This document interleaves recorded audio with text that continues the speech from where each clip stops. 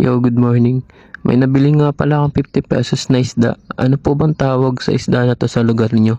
Di kasi ako masyadong maalam sa mga isda eh. At meron din po ako nabili na 100 pesos lang din po siya.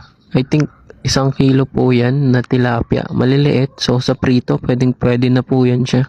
Meron po kasing bagsakan ng isda dito sa lugar namin. 150 pesos lang po yung pagkakabili ko sa dalawang klase ng isda na yan. So sa 50 pesos po, dalawang klaseng luto po ang magagawa ko. Ang isa ay idadaing at yung isa naman po ay ipapaksiw ko. So simple lang po yung paksiw ko, asin, mga pampalasa. Naglagay na lang din po ako ng mga aromatics katulad ng bawang, sibuyas, luya at sili. Kayo na pong bahala kung anong gusto nyong i-add. And nag-add lang ako ng seasoning. Naglalagay po ako ng onting oil para hindi dumikit yung isda.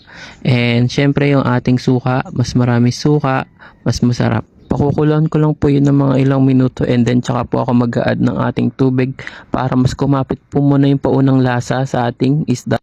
Ilang minuto ko lang po yan siyang pakukulaan and then lalagyan ko lang po siya ulit ng ating suka para more suka, more kilig. And then iiwanan ko po siya saglit, 10 to 15 minutes, okay na po yung isda natin. Tikman nyo lang po and sa adjustment, kayo na pong bahala. Tapos ko na din po malinis yung ating mga pandaing. So imagine, sa halagang 50 pesos, dalawang klaseng ulam po ang aking nagawa. Ayan na po yung ating gagamitin sa pandaing. So imamarinate ko lang po yan siya ng mga isang araw dahil nga po maraming isda na nabili ko. Mayroon pa akong tilapia. Baka yun na lang po ang ating magiging pananghalian. Simpleng pampalasa lang din po, bawang, sibuyas, paminta, and maraming suka. Ganun lang po yung proseso ko sa pagdadaing.